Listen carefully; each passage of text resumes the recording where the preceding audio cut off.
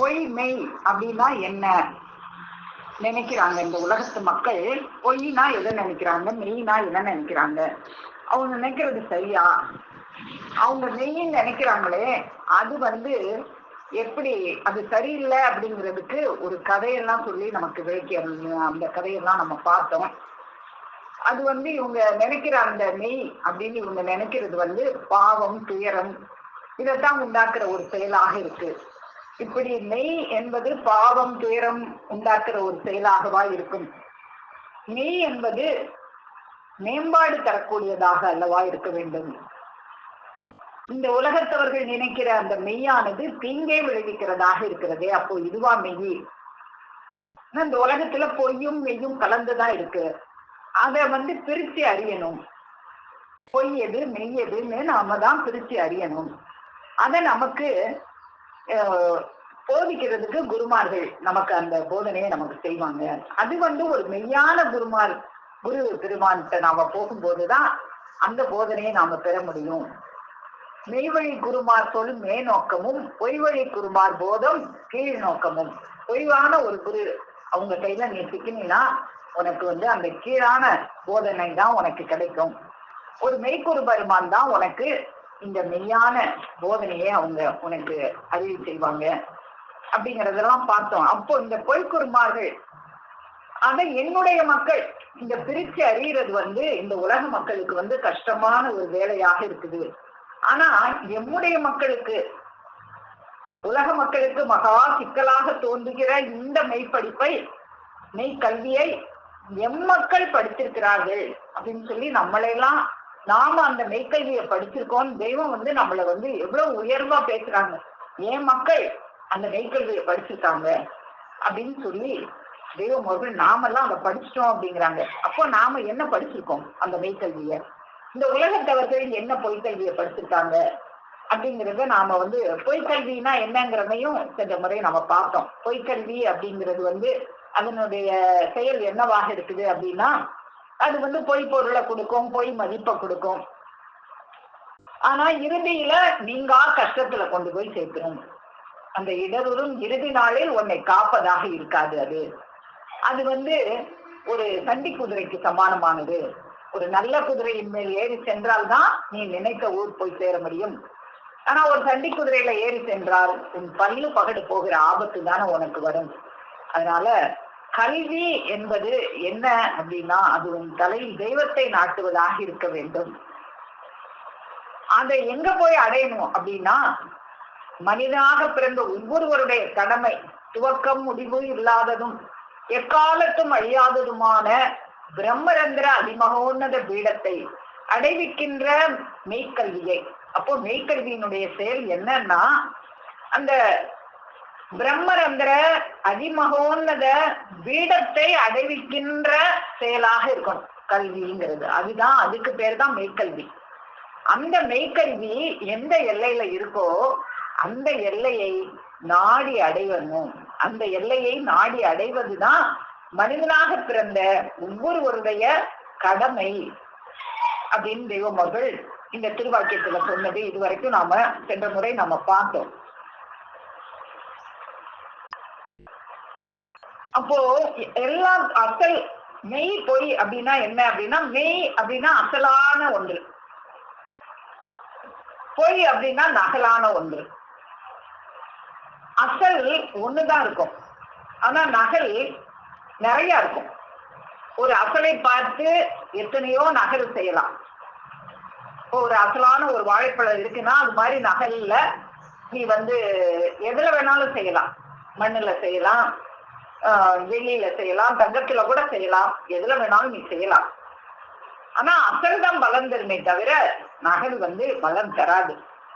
நகல் எத்தனையோ இருக்கும், ஆனா பலம் தரக்கூடியது இந்த அசலாக மட்டுமே இருக்கும். அப்போ இந்த அசல் தானே நமக்கு வேணும், பலம் தரக்கூடிய அசல் தானே வேணும், நகல் எதுக்கு? அப்போ இந்த அசல் வேண்டுங்கிற எண்ணமே இந்த உலக மக்கள்கிட்ட இல்லாம போயிடுச்சு. எல்லாத்துலயும் நகலே போதும்னு இருக்கிறாங்க.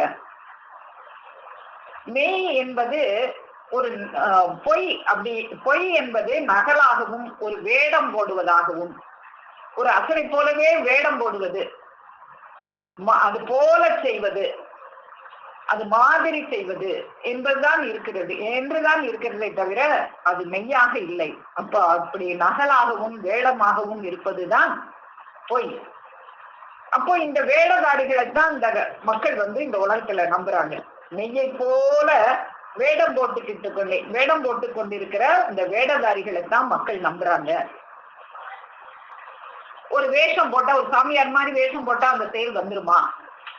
ஒரு கோவணத்தை கட்டி கொண்டு ரிஷினும் யோகினும் சொல்லிட்டு அவங்கள பாக்குறது தான் தரிசனை பண்றது அப்படின்னு சொல்லிட்டு உன்னை ஏமாத்திட்டு அவன் நிறைய காசு சம்பாதிச்சுட்டு இருக்கிறானே, இத பார்த்து நீ ஏமாந்துட்டு இருக்கிறியே.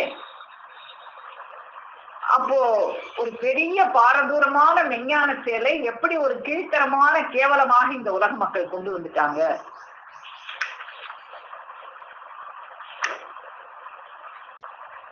அப்போ இந்த மெஞ்ஞான செயலை எவ்வளவு ஒரு கேலித்தனமாக ஆக்கிட்டாங்க. அதுவே போதும்னு இருக்காங்களே, ஒரு பொய்ய பார்த்து அதுவே போதும்னு இருக்காங்களே, ஒரு மெய் வேணும்ன்ற எண்ணமே இல்லாம இருக்கிறாங்களே. இப்படி இருக்கிறதுனாலதான் கடைசியில யமன் கையில எளிதாக மாட்டி விடுகிறார்கள். காலமெல்லாம் இந்த பொய்க்காகவே பாடுபட்டு கடைசியில நம்ம இவ்வளவு காலம் பொய்க்காக தான் பாடுபட்டோம் எப்ப தெரியும் அப்படின்னு சொன்னா, அந்த இறுதி நேரம் வரும்போது நீ இவ்வளவு நாள் பாடுபட்டியே, அவங்க எல்லாமே யாருமே உனக்கு துணைக்கு நிக்க மாட்டாங்க, நீ யாரோ நானாரோ மீனாரோ கொக்காரோன்னு போயிருவாங்க அப்படின்னு தெய்வம் அருள் செய்யறாங்க. அப்போ அந்த அசலானது ஒண்ணுதான் இருக்கும், நகல் எத்தனையோ இருக்கும். அதுக்குதான் ஜனப்பொருளாகிய சூரியனே ஒன்றுதானே இருக்கிறது.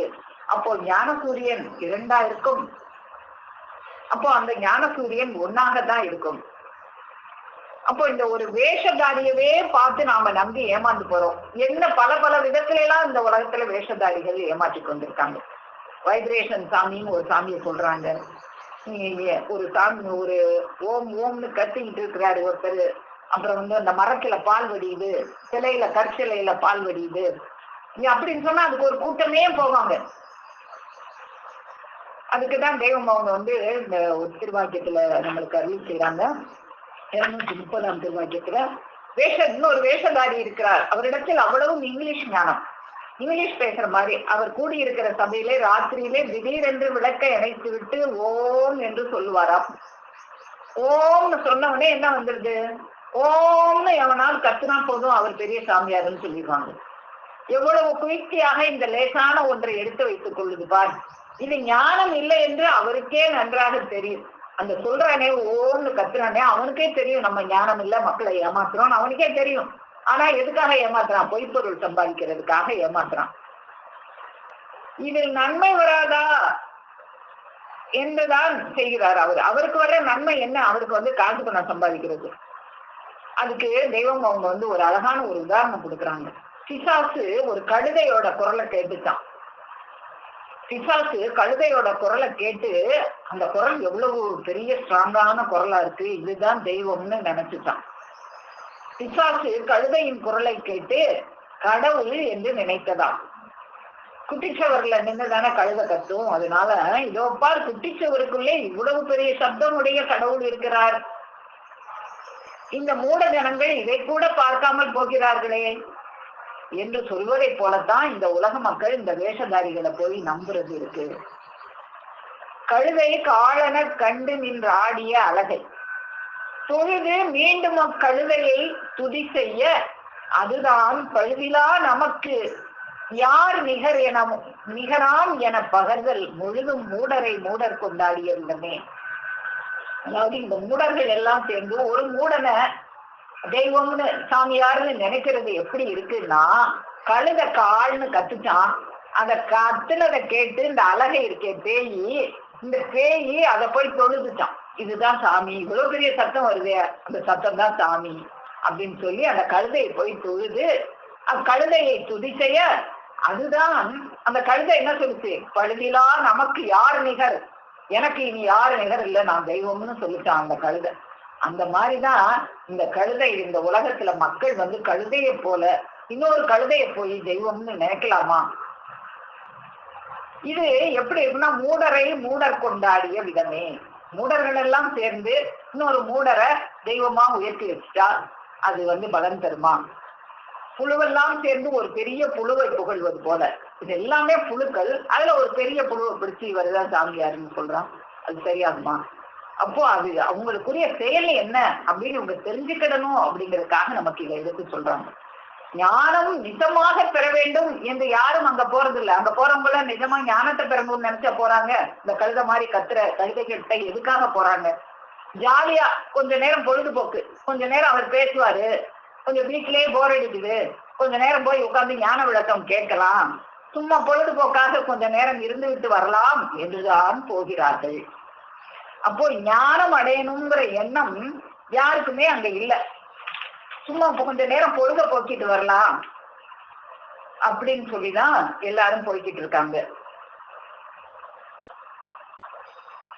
அப்போ இதெல்லாம் ஞானம் இல்லை. ஒரு கோவணத்தை கட்டிட்டு சாமியார் மாதிரி ஏமாத்துறது, ஓம் ஓம்னு கத்துறது, இங்கிலீஷ் ஞானம் சொல்றது, இப்படி எல்லாம் மக்களை ஏமாத்துறது, இதெல்லாம் ஒரு ஞானத்தை அடைவதற்குண்டான வழி இல்லை. இன்னும் சில பேர் இருக்கிறாங்க. என்ன அப்படின்னா, ஒரு பள்ளிக்கூட கடை மாதிரி வச்சிருறது. ஒரு மெஞ்ஞானி ஒரு ஞான சபை நடத்தினாங்கன்னா அந்த சபையில ஒரு 4 எழுத்த கத்துக்கிறது. அந்த 4 எழுத்த கத்துக்கிட்டு இவங்களும் போய் ஒரு பள்ளிக்கூட கடையை வைக்கிறது. அப்படி பள்ளிக்கூட கடை, அந்த பள்ளிக்கூடத்துல போய் படிச்சா நமக்கு என்ன தெரியும்? அதையும் தெய்வம் அவங்க திருவாக்கியத்துல விளக்குறாங்க. கோடாய்தக்கூர் பக்கம் 259. இது நேரம் உங்களுக்கு இன்னொன்றை சொல்ல நினைக்கிறோம். உத்தியோகம் பெற ஒருவன் படிக்க போகிறான். முதலில் உபாத்தியாயர் முதலில் ஆனா ஆவன்னா ஈனா ஈயன்னா என்று சொல்லி கொடுத்து அந்த 4 எழுத்தையும் மனப்பாடமாக வர பண்ண சொல்லுகிறார். இதை மனப்பாடம் பண்ணிட்டு வாங்க இந்த 4 எழுத்தையும் அப்படின்னு சொன்னார். ஊ எழுத்தை நாளைக்கு ஆரம்பிப்போம் என்று சொல்லி அனுப்பினார். அவனோடு படிக்க வந்த இன்னொருவன் மகா கீர்த்திக்காரன். எல்லோருக்கும் இவர் இதைத்தானே சொல்லிக் கொடுக்கிறார். இந்த 4 எழுத்துத்தான் நமக்கு வந்துருச்சே, சொல்லவும் தெரியலே, இவருக்கு இதனால்தானே இவ்வளவு மதிப்பு என்று எண்ணி இவரை போல நாமும் வாத்தியாராகலாம் என்ற எச்சி புத்தி பக்கத்தில் இருந்தால் குட்டு வைத்து விடும் என்று ராத்திரியோடு ராத்திரி தொலை தூரம் போய் நமக்கும் அதே மாதிரி பிரலாபம் வரட்டும் என்று ஒரு பள்ளிக்கூட கடை ஒன்றை வைக்கிறான். அப்போ அதுக்கு பேரு பள்ளிக்கூடம் இல்ல, அது பள்ளிக்கூட கடை. தெய்வம் அவங்க கஷ்டப்பட்டு எவ்வளவு பாடுபட்டு ஒரு சபையை உண்டாக்கி ஒரு கொடி நாட்டி பகிரங்கம் படுத்தி மக்களை எல்லாம் கூவி அழைச்சி இந்த சபையை உருவாக்குறதுக்கு என்ன பாடுபட்டிருப்பாங்க. நானும் இதே மாதிரி ஒரு சபையை உருவாக்குறேன், இதே மாதிரி கொடிமரத்தை ஏற்றி கொடி ஏற்றிக்கிட்டு இருக்கேன், நானும் இதே மாதிரி நான் செஞ்சுக்கிட்டு இருக்கேன் அப்படின்னா அதுக்கு பேரு சபை இல்ல, அது பள்ளிக்கூட கடை. இந்த பள்ளிக்கூட கடைக்கு போனா என்ன கிடைக்கும்? இறுதியில் எவன் கிட்ட செருப்படிதான் கிடைக்கும். அது வேணும்னு நினைச்சா அங்க போகலாம். இல்ல எனக்கு மெய்யான பலன் வேணும்னு நினைச்சா அது அந்த எந்த எல்லையில் இருக்கோ அந்த எல்லைக்கு போனாதான் பலன் கிடைக்கும். அதனால ஒருத்தன் கடை வச்சா உடனே அந்த கடைக்கு போயிடக்கூடாது. ஒரு கடை முன்னை சொன்ன பள்ளிக்கூடத்தில் 10 வருஷம் 20 வருஷம் படிக்கிறவர்கள் எல்லாம் இருக்கிறார்கள். அப்போ இந்த பள்ளிக்கூடத்துல, அந்த மெய்யான பள்ளிக்கூடத்துல ஒரு நாள் 4 எழுத்து படிச்சுட்டு போனவுடனே நீ ஒரு கடை வைக்கிறியே, இந்த பள்ளிக்கூடத்துல 10 வருஷம் 20 வருஷம் படிச்சவங்க எல்லாம் இருக்காங்களே, அவங்க எல்லாம் புத்திசாலி இல்லையா? நீ மட்டும் புத்திசாலியா? இம்மாதிரியான சண்டால அவலக்கூர்மார்கள் பலர் தோன்றி உலகத்தை அநியாயமாக மாய்க்கிறார்கள். ஜனங்களை மகோன்னதமான நித்தியத்தை அடைவிடாமல் கொடிய அவஸ்தைக்கு ஆளாக்குகிறார்கள், சர்வநாசம் செய்கிறார்கள். அதனால் இவனும் கெட்டு பாழாகிறான், அவனும் கெட்டு பாழாகின்றார்கள், தானும் கெட்டு போறது, மற்ற மக்களையும் இந்த மாதிரி பள்ளிக்கூட கடையை வச்சு மற்ற மக்களையும் கெடுக்கிறது. இதுதான் ஒரு போலிகளுடைய செயலாக இருக்கிறது. இப்போ இந்த செயல்தான் இந்த உலகத்துல மந்தையாக நிறைய இருக்கு. இந்த செயலுக்கு பஞ்சமே இல்லை. எல்லாம் இந்த உலகத்துல நிறைய இருக்கு. இந்த சாமியார் கூட்டத்திற்கு குறைவே இல்லை. அது மந்தையாக இருக்குது. அது தெய்வம் என்ன சொல்லுவாங்க? சாமி யாரு, சாமி யாரு? அவர் சாமி யாரு இல்ல, அது சாமி யாரு. அப்ப அந்த சாமியார் வருவார், கொட்டகை ஜோடனை கீடனையிடம். அவருக்கு முத்தி எங்க இருக்குது தெரியுமா? அந்த சாமியாருக்கு முத்தி எங்க இருக்கு தெரியுமா? ஓம் அடியில தான் முத்தி இருக்கு. ஓம் அடியில முத்திய பாக்குறவன் அவனா உனக்கு முத்தி அளக்க போறான். அவன் வார்த்தையிலே நமக்கு அது தெரியும். மறைமொழி மாந்த பெருமை நிலத்து நிறைமொழி காட்டி விடும்னு ஒருத்தவங்க வார்த்தையிலேயே இவங்க மெய்சாமியாரா இல்ல இவர் சாமி யாரா, சாமி சாமி யாருன்னு வேஷம் போட்டுக்கிட்டு இருக்கிறாரா அப்படின்னு அவர் வார்த்தையிலே நமக்கு தெரியுமே. தன் கையில் இன்னது இருக்கிறது இன்னது இல்லை என்று யதார்த்தத்தை சொல்லாமல் ஒரு குள்ளு முள்ளுத்தனமாகவே பேசுவான். ஒரு பேசுறதா இருந்தா ஒரு தெளிவா பேசணும். ஒருத்தவங்க ஒரு கேள்வி கேட்டாங்கன்னா அதுக்கு தெளிவான பதில் சொல்ல தெரிஞ்சா நான் பேசணும், இல்லைன்னா நான் பேசலாமா? பேசக்கூடாது. அப்போ அந்த குள்ளு முள்ளுத்தனமாகவே இப்போ நம்ம சபையில கூட இதயம் பிரகாசம்னா என்ன அப்படின்னு கேட்டாங்க. நாம என்ன செய்யறோம், மறுநாள் அதுக்கு ஒரு நாள் அவகாசம் கேட்கிறோம். எதுக்காக கேட்கிறோம்னா அன்னைக்கே சொல்லலாம். ஆனா தெய்வம் அவர்களுடைய நூலை சாட்சி வச்சு சொன்னாதான் அந்த வார்த்தைக்கு வலுவேற்றமாக இருக்கும் அப்படிங்கிறதுக்காக நம்ம நூலை பார்த்து நூலோட சாட்சியோட இதுதான் தெய்வம் அவர்கள் அருளி செஞ்சிருக்காங்க அப்படின்னு நாம சொல்றோமே.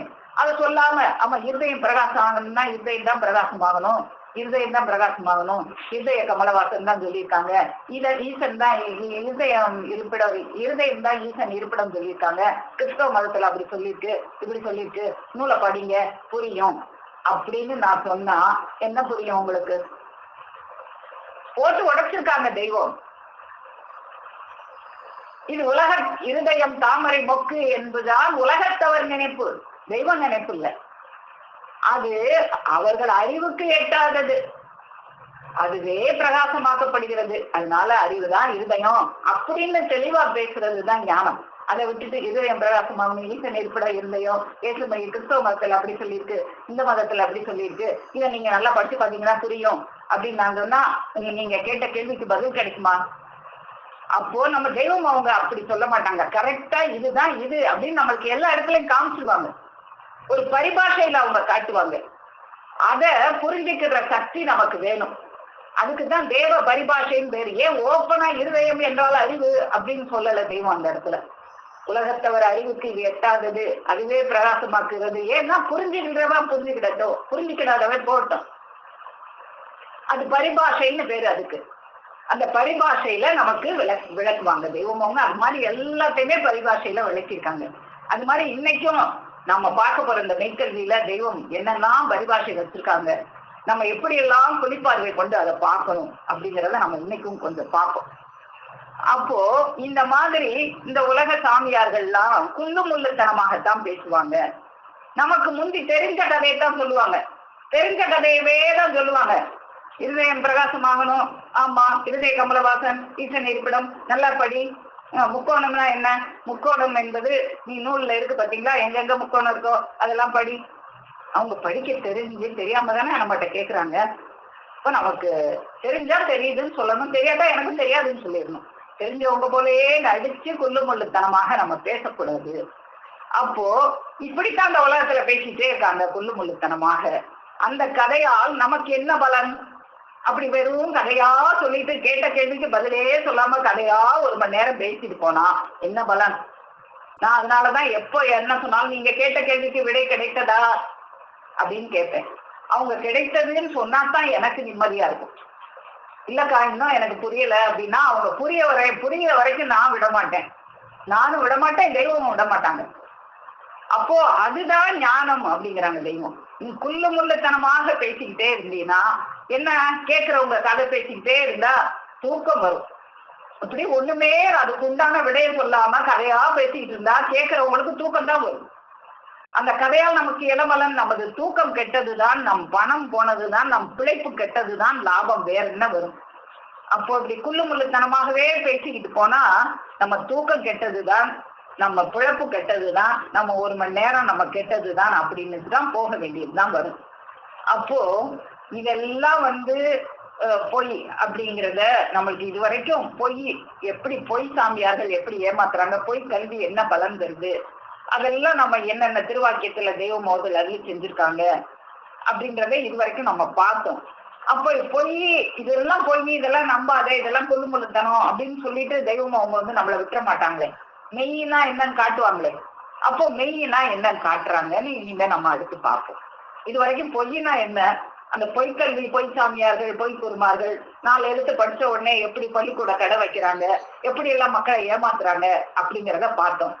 இப்படி போய் ஏமாந்துட கூடாதுங்கிறதுக்காகத்தான் முதல்ல ஏமாற்றுவதை சொல்லிட்டு, அப்போ அந்த ஏமாற்றாமல் உன்னை உன்னத நிலைக்கு மேம்பாட்டுக்கு உன்னை ஏற்றக்கூடிய அந்த மெய்க்கல்வி அது எப்படி இருக்கும் அப்படிங்கிறதையும் நம்ம தெய்வம் அவர்கள் எப்படி எல்லாம் அதில் செஞ்சிருக்காங்க அப்படிங்கிறத நம்ம பார்ப்போம். இப்போ திருமஞான திருவருட்குறள் கோடாயுதக்கூர் பக்கம் 291 பெண்டு பிள்ளைகளை விட்டு வெளியேறி மொட்டை அடித்துக் கொண்டு கோவணக்கட்டோடு இருப்பவர்களை சாமியார்கள், ஞானிகள் என்று நினைக்கிறார்கள். மக்கள் இப்படிதானே நினைக்கிறாங்க. பொண்டாட்டி பிள்ளைகளோட இருக்கக்கூடாது சாமியார்னா, அவர் கோவணத்தை கட்டிக்கிட்டு இருக்கணும், அப்படி ஊருக்கு வெளியே இருக்கணும், அவரு தான் சாமியாரு அப்படின்னு நினைக்கிறாங்க. இப்படி யாரால் ஆக முடியாது? யாருனாலும் இந்த வேஷம் போடலாமே. ஆனா துணிஞ்சு எல்லாரும் இப்படி போய் பொண்டாட்டி பிள்ளைய விட்டுட்டு கோவணத்தை கட்டிட்டு யாரும் உட்கார மாட்டாங்கன்னு தான் சில பேர் துணிஞ்சு இப்படி உட்கார்ந்துடுறது. ஆனால் இப்படி துணிந்து மானம் கெட்டு கையேந்தி நிற்கிற எல்லைக்கு எல்லோரும் வரமாட்டார்கள் என்றுதான் அவர்கள் அந்த வேடம் போட்டு மக்களை ஏய்த்து மக்கள் மடிகளை துளாவுகிறார்கள். இப்படி சாமியார்னு அவர் வேஷம் போடுறதே எதுக்கு? அவர் ஞானத்தை போதிக்கிறதுக்காகவோ அவர் ஞானம் அடைவதற்காகவோ அல்ல, அவர் சம்பாதிக்கிறதுக்கு இது ஒரு வழியா வச்சிருக்கிறார். உலகத்துல சம்பாதிக்கிறதுக்கு எத்தனையோ தொழில் இருக்கிற மாதிரி இத சாமியார் தொழில்னு இத ஒரு தொழிலா வச்சுக்கிட்டு அவர் சம்பாதிக்க பாக்குறாரு. இந்த மக்கள் ஏமாந்து அவர்கிட்ட போய் காசை கொடுத்துட்டு வர்றாங்க. அப்போ சாமியான என்ன ஒரு அதுக்குரிய கல்வி அவர் என்ன கற்றுட்டு சாமியார் ஆனாரு அப்படின்லாம் யாரும் நினைக்கிறது இல்ல. யாராவது ஒரு பரதேசியா இருக்கான், திடீர்னு காவி உடைய கட்டிட்டு தாடியை வளர்த்துட்டு அப்படியே உட்காந்துட்டேன்னா போறவங்க வரவங்க எல்லாம் தாடியை கட்டிட்டு 2 உத்திராட்ச மாலையை கழுத்துல போட்டுட்டு அப்படி ஒரு இடத்துல உட்கார்ந்து இருந்தாருன்னா போற வரவங்க எல்லாம் காலை தொட்டு கும்பிட்டு போவாங்க. சாமியார் சாமியார் என்ன அவர் என்ன பேசுறாரு, என்ன செயல் அவர்கிட்ட இருக்குன்னு யோசிக்கவே மாட்டாங்க. கலெக்டர் என்று ஒருவன் எழுதி கட்டி கொண்டால், அவர் மாதிரியே வேடம் போட்டு கொண்டால் அவருடைய செயலை செய்ய வருமா? ஒரு கலெக்டர் இருக்கிறாரு, அவர் IAS பரீட்சை பாஸ் பண்ணி தான் கலெக்டரா வந்திருப்பாரு, எவ்வளவு கஷ்டப்பட்டு படிச்சு வந்திருப்பாரு. நாமளும் அவர் எப்படி வேஷம் போட்டிருக்காரோ அதே வேஷம் போட்டுக்கிட்டு நின்னோம்னா நாம கலெக்டர் ஆயிடுவோமா? அவருடைய செயலை செய்ய வருமா? அவர் என்னெல்லாம் படிச்சு வந்தாருங்கிறது நமக்கு தெரியுமா? இந்த அழிகின்ற உலக செயலே செய்ய வராதென்றால் அந்த நித்திய செயல் வேடம் போடுவதால் வந்து விடுமா? அப்போ இந்த அழி உலக செயலே வராதே, அப்போ நித்திய செயல் வேஷம் போட்டுறதுனால வருமா அப்படின்னா வராதே. அப்போ நித்திய செயல் எங்க வரும், எங்க இருக்கும் அப்படின்னு நமக்கு தெரியணும் இல்லையா? அத அடுத்த பக்கத்துல பக்கம் 292 தெய்வம் சொல்றாங்க, சொரணை கெட்டு அறிவற்று பிதற்றுவது ஞானமாகாது. இந்த மாதிரி சொரணை கெட்டு ஓம் ஓம் அப்படின்னு பிதற்றுறது. இப்போ ஒரு சாமி இருக்கு, ஒரு பொம்பளை சாமி, வைப்ரேஷன் சாமி, அப்படியே வைப்ரேஷன் ஆகும் டங்கு டங்கு டங்குன்னு, அதை போய் விழுந்து விழுந்து கும்பிடுறாங்க. இப்படி எல்லாம் அறிவு கெட்டு பிதற்றுவது ஞானமாகாது. மேலும் மேலும் நாளுக்கு நாள் அறிவு கூரேறி ஒளி வாழாக ஆவதுவே ஞானம். இப்போ நம்ம அன்னைக்கு பார்த்தோம், இருதயம் பிரகாசம் தான் அறிவு பிரகாசம் ஆகணும்னு பார்த்தோம்.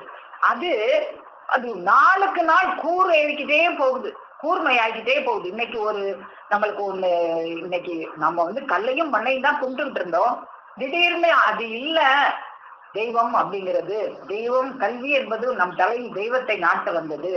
தெய்வம்ங்கிறது இது நம்ம ஒரு நகலா வச்சு கும்பிட்டு இருக்கோம், இதுக்கு ஒரு அசல் இருக்குன்னு நமக்கு தெரிய வரும்போது நம்முடைய அறிவு கொஞ்சம் பிரகாசமாகுது. அதுக்கப்புறம் இன்னும் மேல மேல மேல தெய்வம் அவங்க நம்மள அந்த கல்வியை ஊட்டி ஊட்டி ஊட்டி வளர்க்கும் போது நம்ம அறிவானது நாளுக்கு நாள் அந்த அறிவு கூரேறி ஒளி வாழாக ஆவதுவே ஞானம். எப்படி அது நாம கூட பார்த்தோம், முழு மதித்தனம் அப்படின்னு தெய்வம் அருள் செய்வாங்க. முழு மதி அப்படின்னா பௌர்ணமி அமாவாசையாக இருக்கு, அடுத்து பிறை நிலாவாக இருக்கு, அப்படி அந்த நிலா கொஞ்சம் கொஞ்சமா வளைந்து முழு மதியாகவே. அது போல உன்னுடைய அறிவானது நாளுக்கு நாள் அதை சாணையில தீட்டணும். எப்படி ஒரு கத்திரிக்கோள் எல்லாம் மழுங்கி போச்சுன்னா சாணை தீட்டி அதை கூர்மை ஆக்குறமோ, அது போல நம்ம மழுங்கி போன அறிவை நாளுக்கு நாள் கூரேறி ஒளி வாழாக ஆவதுவே ஞானம். அது பிரகாசமான ஒளி வாழாக, அதுக்கு பேர் தான் பிரகாசம். நீ பிரகாசம் தான், நீ அக்கினி நெருப்ப நினைக்க கூடாது, இதுதான் பிரகாசம். யமன் எல்லையிலும் அஞ்சாமல் வீரம் பொழிய நிற்க செய்வதுவே ஞானம். அப்போ அந்த பிரகாசம் என்ன செயலுடையது? யமன் எல்லையில் உன்னை காக்கக்கூடியது. யமன் எல்லையிலும் அஞ்சாமல் வீரம் பொழிய நிற்க செய்வது, அதுதான் ஞானம். இன்னும் அது சிவமாகிய செங்கனியை, அது இன்னும் என்னவெல்லாம் கொடுக்குது அப்படின்னா, சிவமாகிய செங்கனியை, மதுரம் பொழியும் மாணிக்கத்தை, தெய்வ மனம் வீசும் தீஞ்சுவை தேனை, செவ்வானில் குடியேற்றும் செங்கரும்பு கட்டியை, ஜீவ மெய்ப்பிரகாச சீருடை கதிர் பரப்பை தன்னில் தானே கண்டு மகிழ்ச்சி ஏற நிற்பது. இப்போ இந்த இதுல நமக்கு என்ன புரிஞ்சுச்சு? சும்மா அப்படியே போய் மேலாட்டமா படிச்சுட்டு போனோம். நம்ம அந்த வாக்கியம் படிச்சோமே, இருதய பிரகாசம் அப்படிங்கும் போது உலகத்தவர் அறிவுக்கு எட்டாது, அதுவே பிரகாசமாக்கப்படுகிறதுன்னே நம்ம புலிப்பார்வை கொண்டு பார்த்த உடனே அறிவுதான் பிரகாசமாகுதுன்னு நமக்கு தெரிஞ்சுட்டே. அதே மாதிரி இந்த வாக்கியத்தையும் நம்ம எல்லாரும் கொஞ்சம் புலிப்பார்வை கொண்டு பார்ப்போமா? இன்னொருக்கு பார்ப்போம். இந்த வாக்கியத்தை புலிப்பார்வை கொண்டு பார்ப்போம். அப்பதான் தெய்வம் அவர்கள் என்ன சொல்ல வர்றாங்கன்னு நமக்கு தெரியும். இன்னொருக்க நம்ம சாதாரண பார்வையை விட்டுட்டு புலிப்பார்வையோட இந்த வாக்கியத்தை இன்னொருக்க நம்ம பார்ப்போம். என்ன சொல்றாங்க? சிவமாகிய செங்கனியை, மதுரம் பொழியும் மாணிக்கத்தை. மதுரம்னா என்ன? ரொம்ப நம்ம சுவையான ஏதாவது சாப்பிட்டா ரொம்ப மதுரமா இருந்ததுன்னு சொல்லுவோம் நம்ம. அப்போ அது ஒரு நல்ல சுவை. இப்ப நமக்கு நல்ல சுவை எங்க கிடைக்குது? நமக்கு ஜீவனுக்கு நல்ல சுவை எங்க கிடைக்குது? தெய்வம் அவங்ககிட்ட கிடைக்குது. அப்போ அந்த மதுரமான சுவையை நமக்கு பொழிகிறது எது? மதுரம் பொழியும் மாணிக்கம் எது நமக்கு? தெய்வம் அவங்கதான் நமக்கு அந்த மதுரம் பொழியும் மாணிக்கமாக இருக்கிறாங்க. அப்போ அந்த தெய்வம் அடுத்த வரையில அதுக்கு விளக்கம் சொல்லிட்டாங்க, தெய்வ மனம் வீசும் தீஞ்சுவை தேனை. அப்போ அந்த தெய்வத்திட்ட இருந்து வரும்போது அந்த தெய்வ மனத்தோட தானே வரும் அந்த வாக்கு. தெய்வம் அவர்களுடைய அந்த தெய்வம் செண்பக மனத்தோட இருக்காங்கன்னா அந்த தெய்வ மனத்தோட தானே அந்த தீஞ்சுவை தேன் வந்து செவியில் சுவையுணரா வாயுணர்வின் மாக்கள் நம்மளுக்கு தேன் மாதிரி திட்டிக்குதுன்னா நம்ம நாக்கிலையா திட்டிக்குது? எங்க திட்டிக்குது நமக்கு? அப்போ தெய்வ மனம் வீசும் தீஞ்சுவை தேனை, செவ்வானில் குடியேற்றும் செங்கரும்பு கட்டியை. நம்ம பார்த்தோம் இந்த செங்கரும்பு, பட்டினத்தார் வந்து 7 கரும்பு வச்சிருப்பாங்க. இந்த நாவல் எங்க இருந்து வருது? 7 எல்லைகளில் இருந்து வருது. அதுதான் 7 நிலை கம்பம், 7 கோபுரம் அப்படின்லாம் நம்ம பார்த்திருக்கோம் ஏற்கனவே. அப்போ அதுதான் அந்த செங்கரும்பு. அந்த செங்கரும்பு நம்மள அந்த செங்கரும்பு கட்டி அந்த 7 நிலை கோபுரத்துல இருந்து தான் எடுத்து கொடுக்குறாங்க நமக்கு தெய்வம். அந்த செங்கரும்பு கட்டியை நம்ம அந்த கரும்பு சுவையத்தான் நம்ம தினமும் சுவைச்சுக்கிட்டே இருக்கோம். அத ஜீவமை பிரகாச சீருடை கதிர் பரப்பை, அதுதான் நம்முடைய அறிவை பிரகாசம் அடைய செய்து, அவங்களுடைய வாக்குத்தான் பிரகாசமாக அடைய செல்கிறது. அது கதிர் பரப்பு, அது சுயம்பிரகாசமாக இருக்கு. அவங்களுடைய அந்த வாக்கானது அவங்கள்ட்ட இருக்கிற அந்த ஜீவன அது சுயம்பிரகாசமாக இருக்குது. நம்மது சுயம்பிரகாசம் இல்லை. நம்மகிட்ட இருக்கிறது அவங்க கொடுத்தா தான் அதை வாங்கி பிரகாசிக்கும். அவங்க இது சுயமாக பிரகாசிக்கக்கூடியது. அந்த சுயமாக பிரகாசிக்கக்கூடிய அந்த சீருடை கதிர்பரப்பை அதை நாம அறியணுமா? எங்க அறியணும் அப்படின்னா, தன்னில் தானே கண்டு மகிழ்ச்சியேற நிற்பதுன்ட்டாங்க. அதை நம்ம எல்லாரும் தன்னில் தானே கண்டு மகிழ்ச்சியேற என் மக்கள் எல்லாம் கற்றுட்டாங்கன்னு அந்த வாக்கியம் 26ஆம் வாக்கியத்துல சொன்னாங்க. இந்த இடத்துல வந்து இத்தனையும் தன்னில் தானே கண்டு, தெய்வம் அவர்களுடைய வாக்குதான் இவ்வளவும் குறிக்குதுன்னு நம்ம இப்ப புலிப்பார்வை கொண்டு பார்த்து தெரிஞ்சுக்கிட்டோம். இப்ப இன்னும் இந்த தன்னில் தானே கண்டு மகிழ்ச்சியேற நிற்பதையும் புலிப்பார்வை கொண்டு கொஞ்சம் பார்க்கணும். தன்னில் தானே இதை வந்து அவங்க வாக்கு அவங்க திருவாயில இருந்து தானே வருது, நமக்குள்ள இருந்தா வருது. அப்ப அதை தன்னில் தானே கண்டு மகிழ்ச்சி அடையணுங்கிறாங்களே, தன்னில் எங்க காண்றது? அது அப்படி சொல்லலையே, தன்னில் சொல்லிட்டாங்க கொஞ்சம். தன்னை அறியும் தனி அறிவு, தன்னில் அறியணும், தன்னில் அறியணுங்கிறாங்க. இந்த இடத்துல தன்னில் கண்டு மகிழ்ச்சி ஏற நிற்பது நாங்க.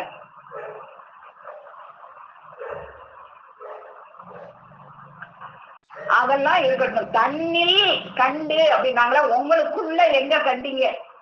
இந்த இத்தனையும் உங்களுக்குள்ள காணணுங்கிறாங்க தெய்வம். கொஞ்சம் தன்னில், அது வேதம் வந்து உங்களுக்குள்ள இல்ல, வெளியே இருக்கு, படிக்கிறீங்க. தன்னில் உங்களுக்குள்ள எங்க பாக்குறீங்க? இந்த இத்தனையும் இந்த மதுரம் பொழி மதுரை இன்னும் கொஞ்சம் புலிப்பார்வையோட பாருங்களேன் யாராவது.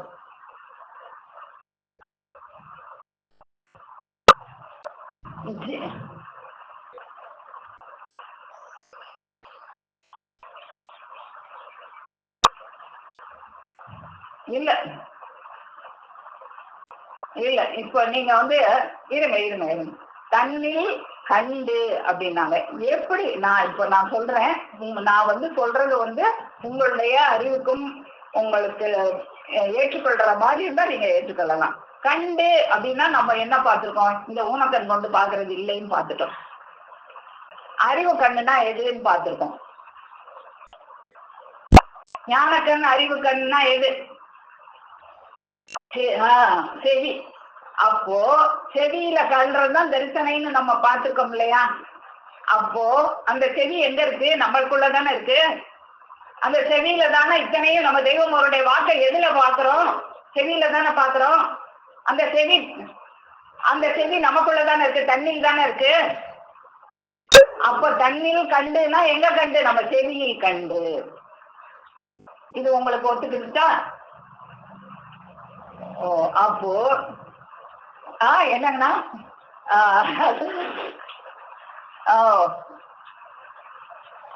அப்போ அப்போ தண்ணில் தானே கண்டு அப்படின்னா ஈஸியான. தண்ணில் நம்ம எங்க காண்றதுன்னா ஊனக்கண்ணுல காண்றது இல்ல, செவியில காண்றதுதான். அந்த செவி தண்ணில் தானே இருக்கு. அப்போ நம்ம எங்க காண்றோம்? அவங்களோட வாக்கெல்லாம் எங்க காண்றோம்? தண்ணில் தான் காண்றோம். எங்க காண்றோம்? நம்ம செவியில் காண்றோம்.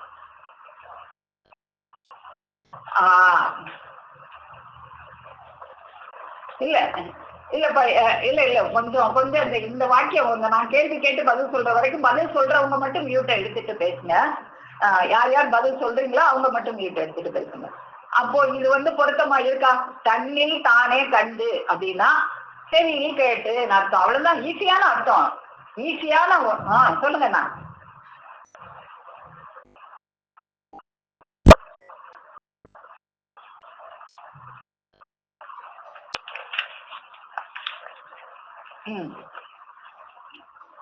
சொல்லுங்க அண்ணா.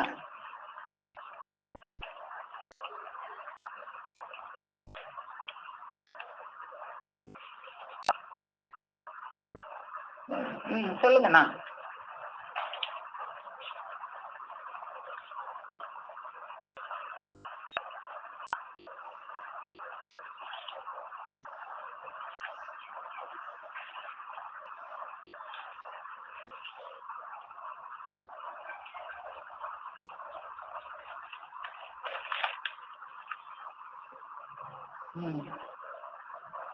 அப்ப இந்த மாதிரி தண்ணில்னு வர்ற இடமெல்லாம் என்னன்னா, நம்ம தண்ணீர் எதன் மூலமா நம்ம அறியறோம் அப்படின்னா வேற எந்த இதுல செவியில தான் அறியும். அப்போ ஆமா. அப்போ அந்த தண்ணில்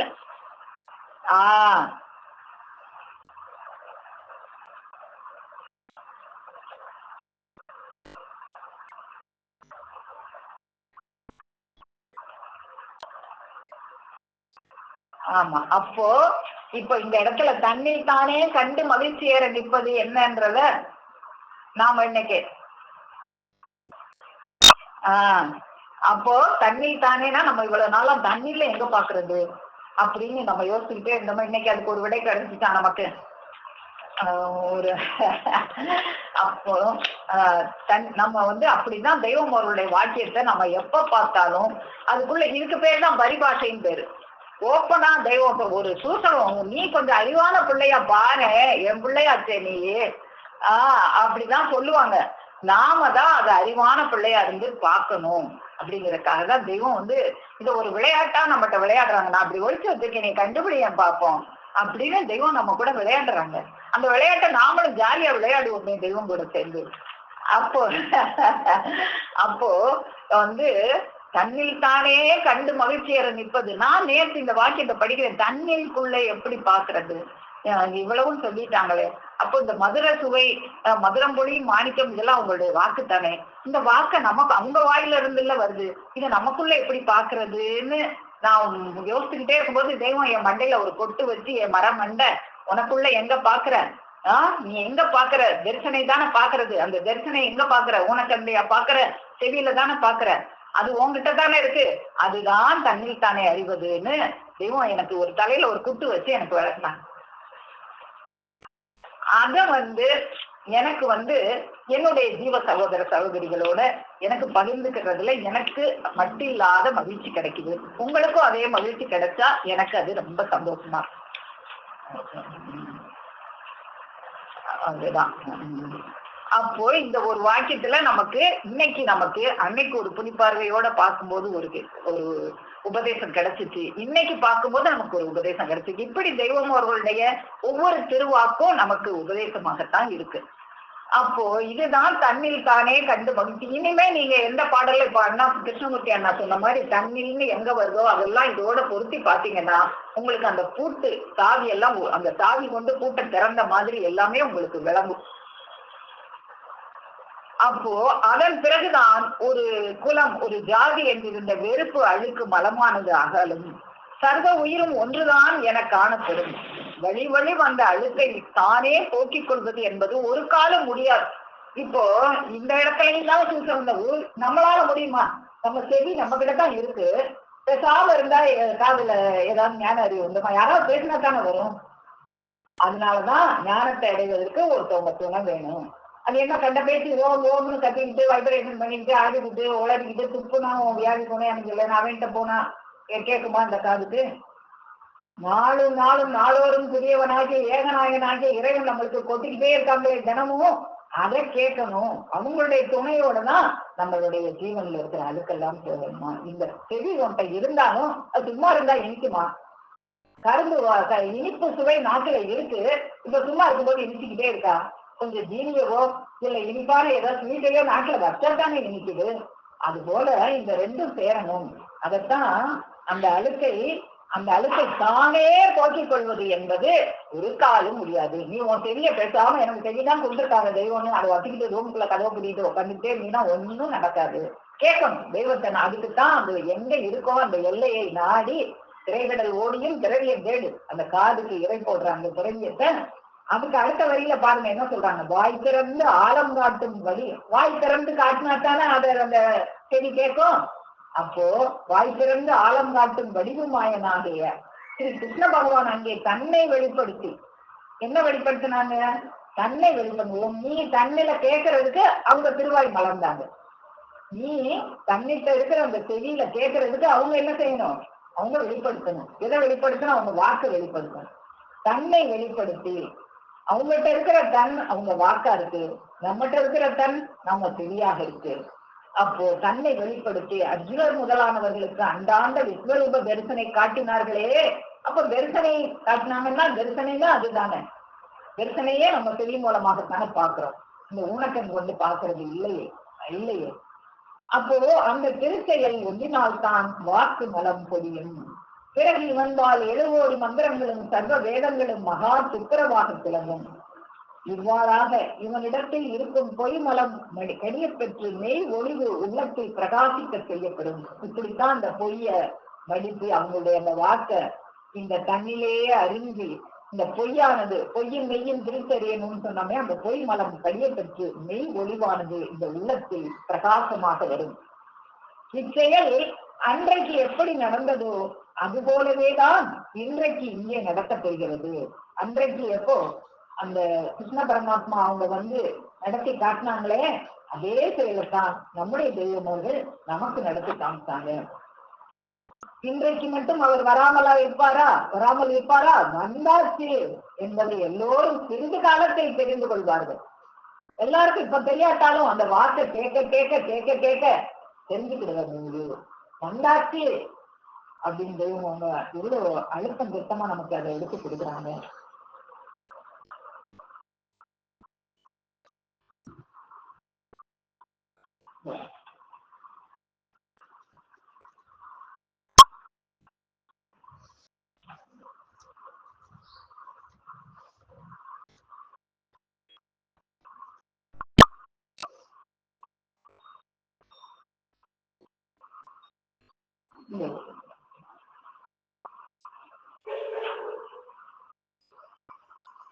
இப்போ அப்போ எப்படி வரும் அப்படிங்கறத நாம இப்ப இந்த திருவாக்கியத்துல நாம பார்த்தோம்.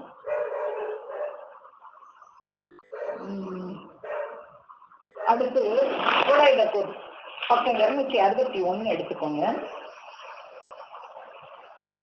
ஒரு சைவனை கேட்டால் தன் மூல மந்திரம் நமசிவாய என்கிறான். இப்போ ஒவ்வொரு மதத்துக்கும் ஒரு மூல மந்திரம் இருக்கு. அப்போ ஒரு சைவனை உங்க மதத்து மூல மந்திரம் என்ன அப்படின்னு கேட்டா, அது நிறைய பேர் சைவன் சொல்லுவாங்க. மூல மந்திரம் என்னன்னு கேட்டா, அப்படியா மூல மந்திரம் ஒண்ணு இருக்கா எனக்கு தெரியாதுன்னு தான் அந்த உலகத்துல நிறைய பேர் சொல்லுவாங்க. நீங்க என்ன மதம் அப்படின்னு கேட்டா சைவ மதம் சொல்லுவாங்க. உங்க மதத்து மூல மந்திரம் என்னன்னு கேட்டா கூட, அப்படியா மூல மந்திரம் ஒண்ணு இருக்கா, அதெல்லாம் எனக்கு தெரியாது. நான் எப்படி செய்வேன்னா, எங்க அப்பா செய்வேன், அதனால நான் செய்வேன். ஆனா அங்க அதுல என்ன இருக்குன்னா எனக்கு தெரியாது. அப்படித்தான் இந்த உலகம் இருக்கு. ஆனா நாம நாம எல்லா மதத்தையும் ஒன்று திரட்டி நம்ம தெய்வம் அவர்கள் கொண்டு வந்து அந்த எல்லா மதத்தையும் நமக்கு கற்றுக் கொடுத்ததுனால தெய்வம் அவங்க எல்லா மதத்து மூல மந்திரத்தையும் நமக்கு சொல்லி தர்றாங்க. அப்போ ஒரு சைவன் மூல மந்திரம் என்னன்னு கேட்டா என்ன சொல்லுவாங்க? நமசிவாய. அதுதான் சைவ மதத்தோட மூல மந்திரம்.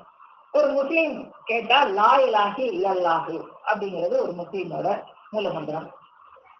இது எழுத்தா அல்லது சொல்லலாம். இப்போ நமசிவாயன் எழுதுதானே, மூல மந்திரத்தை காட்டுங்க அப்படின்னா எழுதி காட்டுவாங்க. அது எழுத்து தானே. எழுத்து எப்ப எழுத்து வந்துச்சு? முதல்ல சொல்லி இருக்கணும். நமக்கு ஒண்ணு பேசுறோம் முதல்ல பேச்சு வடிவம், அப்புறம் தான் அது எழுத்து வடிவம்.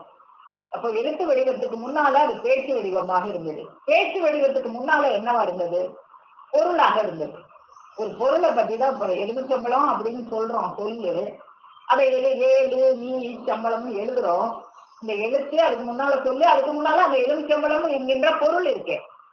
எலுமிச்சம்பழம் எது அப்படின்னு கேட்டா அந்த எழுத்தா, அந்த சொல்லா, அந்த பொருளா?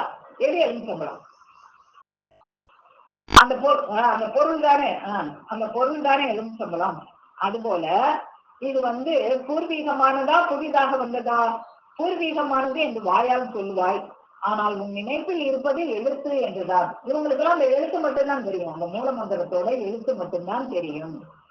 இந்த எழுத்து எப்ப வந்தது என்று உன் நினைவிற்கு துருவி பார்த்து கொண்டு வந்து விடலாம். தூண்டி துருவி பார்த்தால் இன்ன பாஷை இன்னாராலே இன்ன காலத்திலே இன்ன எல்லையிலே உண்டானது என்று கண்டுபிடித்து விடலாம். இந்த பாஷை இத்தனை 1000 வருஷங்களுக்கு முன் உண்டானது என்று தெரியும். அப்போ இறைவனுடைய திருநாமம் அதற்கு முன் இல்லையோ? இந்த பாஷை இத்தனை ஒரு 2000 வருஷத்துக்கு முன்னால வந்ததாகவே வச்சுக்கணும். அதுக்கு முன்னால இந்த சிவாய நம்ம இல்லையா? இருந்தது. இறைவன் திருநாமம் பூர்வீகமானது எப்பவும் உள்ளது என்பான். எண்ணற்ற நெடுங்கோடி காலமாக இருக்கும் அந்த செயல் நாமம் எது என்று கேட்டால் விழிப்பான். பஞ்சாட்சரம், பிரணவமாகிய கலிமா முதலிய மூல மந்திரங்களுக்குரிய பொருள் தோன்றிய காலம் சொல் பார்க்கலாம். அந்த பொருள் எந்த காலத்துல தோன்றுச்சுன்னு உன்னால சொல்ல முடியுமா அப்படின்னா சொல்ல முடியாது. எட்டாவது நெடுங்காலமாக அனாதியாக இருப்பது அது என்று தெரிய வரும். உனக்குள்ளே அது ஜீவேச பொருளாக நிற்கிறது. அந்த பொருள் தான் உனக்குள்ள, அந்த மூல மந்திரமாகிய பொருள் தான் உனக்குள்ள ஜீவனாக இருக்கு, உயிராக இருக்கு, அறிவாக இருக்கு, பிரணவமாக இருக்கு, கலிமாவாக இருக்கு, பஞ்சாட்சரமாக இருக்கு, அஷ்டாட்சரமாக இருக்கு. இப்படி எல்லாமாக உனக்குள்ளாக அது பொருளாக இருக்கிறது. வேண்டும் என்று உன்னை ரட்சிக்கிற தெய்வ பொருளாக நிற்கிறது. அதை பாருங்க, தன்னில் அறியாததால் அதை எப்படி அறியணும்? இப்ப இதெல்லாம் எப்படி அறியணும்? நம்ம இப்ப இதெல்லாம் செவியில அறியணும். இப்போ அதை தன்னில் அறியாததால் இவன் பிசாசாக போகிறான். இதை நீ தன்னில் உன்னுடைய செவி மூலமாக கேட்டுத்தான் இதை அறியணும். அப்படி அறியலைனா நீ அழகை தேகம் எடுத்து பிசாசு தேகமாக போயிருக்க. அறிஞ்சினா என்னவாக? தேவனாக, ஈசனாக. அப்போ அதை தரிசிக்காததால் தான் இவருக்கு அந்த அதோகதி வருகிறது. எதுல தரிசிக்கணும்? செவி வழியாதான் தரிசிக்கணும். அப்போ நமக்கு தரிசிக்கிறது என்ன அப்படின்னு தெரிஞ்சா அதுக்குதான் தெய்வம் அவர்கள் ஒரே ஒரு வாக்கியம் அருளமுதத்துல ஒரே ஒரு வாக்கியத்துல ஒரே ஒரு 2 எழுத்து ஒரு வாக்கியமா வச்சிருக்காங்க. என்ன அப்படின்னா, மூக்காகிய வயது மூக்காகிய வயது திரு அருளமுதத்துல திருவாக்கியமன் 349 2 வார்த்தை. மூக்காகிய வயது காதாகிய அறிவு, அவ்வளவுதான் அந்த வாக்கியம். எதுக்காக இப்படி ஒரு வாக்கியத்தை கொடுத்துருக்காங்க? மூக்காகிய திருமஞான அருளமுதம் திருவாக்கியமன் 340 மூக்காகிய வயது காதாகிய அறிவு, அவ்வளவுதான் அந்த வாக்கியம். வாக்கியம் அவ்வளவுதான். எழுத்து சின்னதாக இருக்குன்னு நினைக்காத, அதுல செயல் என்னவா இருக்கு அப்படின்னு காரணம் இல்லாம இப்படி ஒரு 2 சொல்ல எதுக்காக சொல்லி வச்சிருக்காங்க? இதுக்குள்ள எவ்வளவு அடக்கி வச்சிருக்காங்க. அப்போ இந்த காதாகிய அறிவுன்ட்டாங்களே, நம்ம அன்னைக்கு என்ன பார்த்தோம்? இருதயம் பிரகாசமாகிறதுனா அறிவு பிரகாசமாகணும்னு பார்த்தோம். இப்ப இன்னைக்கு அந்த ஸ்டேஜ்ல இருந்து அடுத்த ஸ்டேஜுக்கு நம்மள தெய்வம் கூட்டிட்டு போறாங்க. வளர் கைலாயமாக வளர்த்துட்டே போறாங்க. அன்னைக்கு அறிவுன்னு தெரிஞ்சுக்கிட்டியா, இன்னைக்கு காதாகிய அறிவுன்ட்டாங்க. அந்த அறிவு எப்படி வளருது? காதுனாலதான் வளருது. காது இல்லாட்டா அறிவு வளருமா? இப்ப பேசுறத காதுல கேட்காம இருந்தா அறிவு வளருமா? வாயில நிறைய தின்னுட்டே இருந்தா அறிவு வளர்ந்துருமா?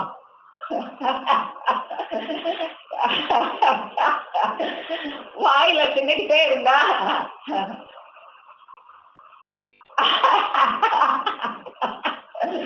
அப்போ இந்த காதாகிய அறிவுன்னு ஒண்ணு சொல்லிட்டா அதுக்குள்ள எவ்வளவு விஷயத்த தெய்வம் வச்சிருக்காங்கன்னு நம்ம எவ்வளவு சிந்திச்சு பார்க்கணும். மூக்காகிய வயது காதாகிய அறிவு அப்படின்றத ஒரு வாக்கியத்துல எதுக்கு இந்த 2 ஒரு வார்த்தையை ஒரு வாக்கியத்துல கொடுத்துருக்காங்கன்னு நம்ம அறிவு கொண்டு சிந்திச்சு பார்க்கணும். அப்போ காதாகிய அறிவு, அப்ப அறிவு பிரகாசம் ஆகணும்னா, உனக்கு அறிவு கூர்மை ஆகணும்னா முதல்ல காது கூர்மை ஆகணும். நான் சொல்ற சொல்லு கேக்குதா இல்லையா, உனக்கு அறிவு இருக்கா இல்லையா அப்படின்னு நம்மளே கேட்போம். நான் உங்க கேக்குறப்பா, சரி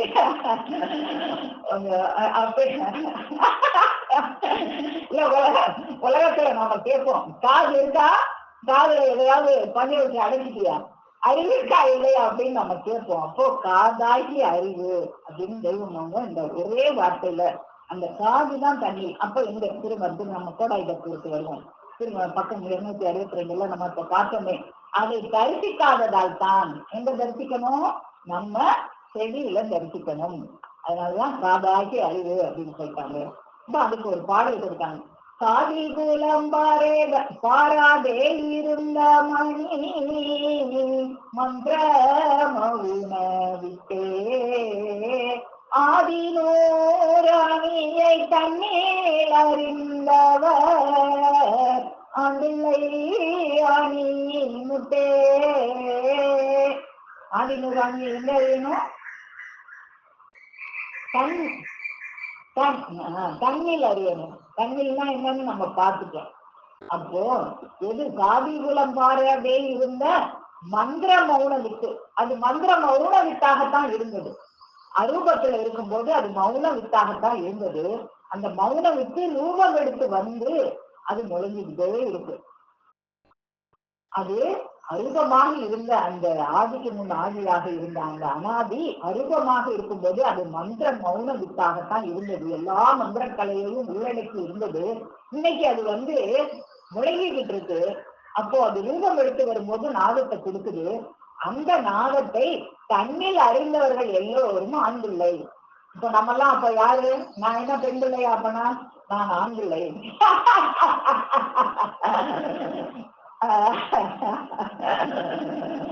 அப்ப நாம எல்லாருமே ஆண் பிள்ளை. அந்த ஆதிநூறு ஆணியை தன்னில் அறிந்தவர் ஆண் பிள்ளை ஆணிமுட்டே. அந்த மந்திர மௌன வித்து அண்டத்தில் இருக்குமா, பிண்டத்தில் இருக்குமா, அங்கிருக்குமா, இங்கிருக்குமா என்று தடுமாற்றமாய் நினைப்பார்களே என்றுதான் நம்முடைய நூலில் இவ்வளவு பிளைனாக சொல்லி வைத்தோம். அந்த மந்திர மௌன மௌனி வித்து எங்க இருக்கு? நம்ம தெய்வங்களுடைய அந்த திரு அளவாயில இருக்கு. ஒரு வார்த்தையிலே உன் நினைவிலே இப்படி இது பூத்து நிக்குது.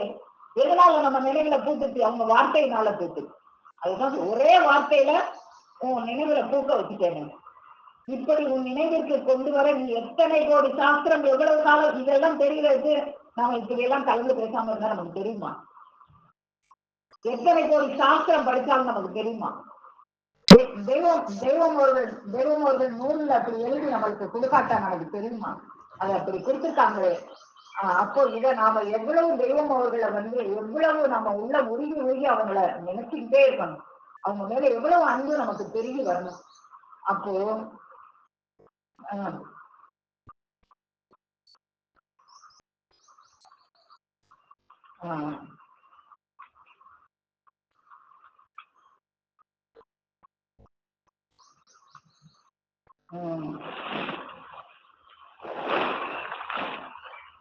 அதுதான் சொல்றாங்க, வேதத்தை இறக்கி வச்சு அதை உனக்கு விலைக்கு தர்றதுக்கே ஆளை அனுப்பிக்கிட்டே இருக்குன்னு சொல்றாங்க தெய்வம்.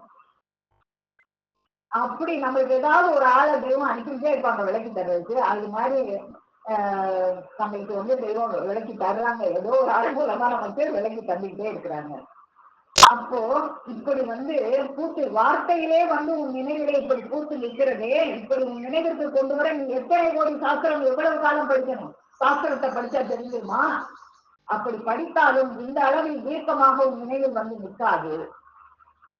நான் சொல்லணும், இல்லைன்னா என் பிள்ளை சொல்லணும் அப்படின்னு தான் தெரியும். அப்படி சொன்னாதான் நம்ம நினைவுல நிற்குமே தவிர அது இல்லைன்னா நிற்காது. நிஜமான மனிதன் நீ, நிஜமான தூரம் எடுத்தாய், நிஜமான மனிதன் தானே. நம்ம என்ன பொய்யான ஒரு சிலையாவா இங்க உட்காந்துருக்கோம்? பொய்யான சிலையா இருந்தா பேசுமா? நிஜமான மனிதன் தான். நிஜமான தூரம் எடுத்துதான் இங்க உட்காந்து நம்ம எல்லாம் பேசிக்கிட்டு இருக்கோம். நிஜமான ஜீவனை பெற்றோம். இறைவன் நிஜமான அறிவை உனக்கு தந்தார். இந்த இடத்துல பாருங்க, அறிவு ஜீவனே நீ பெற்றான்னு சொல்லிட்டு அடுத்த வழியிலே அறிவுன்றோம். அப்போ அந்த ஜீவனும் அறிவாகத்தான் இருக்கிறது. நிஜமான ஜீவனை பெற்றாய், இறைவன் நிஜமான அறிவை தந்தான். ஏன் ஜீவன்கிற இடத்துல அடுத்த உடனே அறிவு சொல்றாங்க அப்படின்னா, ஜீவன் தான், அறிவு தான் ஜீவனாக இருக்கிறது. நம்பித்தான் தந்தான். இதெல்லாம் சொல்லும் போது நீ நம்பிக்கிடுவ அப்படின்னு உன்னை நம்பித்தான் கொடுத்தாங்க. ஆமா, ஒண்ணும் இல்ல, இந்த அக்கா என்னமோ வளர வந்துட்டாங்க அப்படின்னு சொல்றதுக்கு இல்ல. நீ கேட்டுக்கிடுவ, நீ ஏத்துக்கிடுவ. என் அறிவு இதை படிக்கும் போது சம்மதிச்சுட்டு, என் அறிவு துள்ளி குதிக்குது, அது போல கேட்கிற ஜீவ சகோதர சகோதரிகளுக்கெல்லாம் துள்ளி குதிக்குமே அப்படின்னு நம்பித்தான் நம்ம சொல்றோம் இல்லையா? அப்போ நம்பிதான் தெய்வம் நம்மகிட்ட சொல்றாங்க. இச்சை எல்லோருக்கும் சொல்ல என்ற இச்சை மதி குதி குதிக்க, இச்சை குதி குதிப்போருக்கு அவங்களுக்கு குதி குதிக்குது சொல்லணும்னு. நம்மளுக்கும் அதே மாதிரி குதி குதிச்சுன்னா நம்மளுக்கு கிடைச்சிடும். நம்மளுக்கு வேற இந்த உலக இச்சையிலே இருந்தா இது கிடைக்காது. அப்போ நம்பித்தான் தந்தான். அப்படி இருக்க நீ போலாக செய்தார். போலாகன்னா என்ன? நகலாக. நான் மண்ணு பார்த்துட்டேன், மண்ணை பார்க்காம போய்கிட்டே இருக்கேன். இந்த திருவாக்கியத்தை மட்டும் நான் முடிச்சிடுறேன். அப்போ நம்பித்தான் தந்தான். அப்படி இருக்க நீ போலாக செய்தால் நகலா உன்னுடைய உடம்பு? நகல் இல்லையே. நகலா உன்னுடைய அறிவு? உன் அறிவு நகலா இல்லையே, நிஜமான அறிவு தானே. நிஜமான அறிவை பெற்ற நீ நிஜமான வேலை செய்தல்லவா நிஜமான வாழ்க்கையை கைப்பற்ற வேண்டும். நகலான பாடுபட்டால் நகலான வாழ்வல்லவா வந்துவிடும். அப்ப இந்த நிஜமான அறிவை கொண்டு நிஜமான வாழ்க்கைக்கு, இந்த தூர வாழ்க்கைக்கு நீ பாடுபடக்கூடாது. இந்த பொய்க்கல்வியை படிக்கக்கூடாது. நீ அந்த மெய்க்கல்வியை படித்து அந்த நிஜமான தூரம் ஒண்ணு இருக்கு, அதை அடைகிறதுக்கு, அந்த வேலையை செய்யறதுக்கு தான் இந்த அறிவை கொடுத்தாங்களே தவிர இந்த உலகத்துல நீ டாக்டர் ஆகிறதுக்கோ மந்திரி ஆகிறதுக்கோ அதுக்கெல்லாம் கொடுக்கல. நகலான பாடுபட்டால் நகலான வாழ்வல்லவா வந்துவிடும், அழகின் தேகம் அல்லவா வந்துவிடும். அப்போது பட்ட பாடெல்லாம் அநியாயமாக வீணாய் போய்விடுமே. அப்பா, கடைசியிலே உன் ஜீவன் மகா கஷ்டப்படுமே. உன் ஜீவன் தானே கஷ்டப்படும், மகா அவஸ்தைப்படுமே. அப்படி அவஸ்தையில் நுழைவதற்காகவா இறைவன் இவற்றை இந்த இடத்துல ஒரு ஒரு குறிப்பார்வையோட பார்க்கணும். காது கொடுத்து கேட்கிறவர்களுக்கு தானே நாம் இதை சொல்லுகிறோம். சொல்லிட்டாங்க பாருங்க.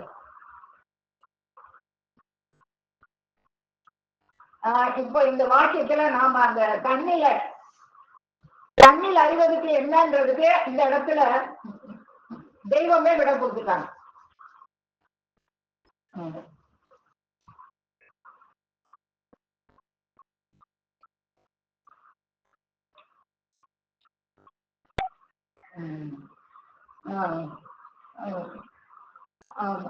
கொஞ்சம் கொஞ்சம் எல்லாரும் வீட்டுல போடுங்கப்பா. நான் இந்த ஒரு பட்டியை மட்டும் முடிச்சுடுறேன், முடிக்கவும் நம்ம எல்லாரும் பேசுவோம்.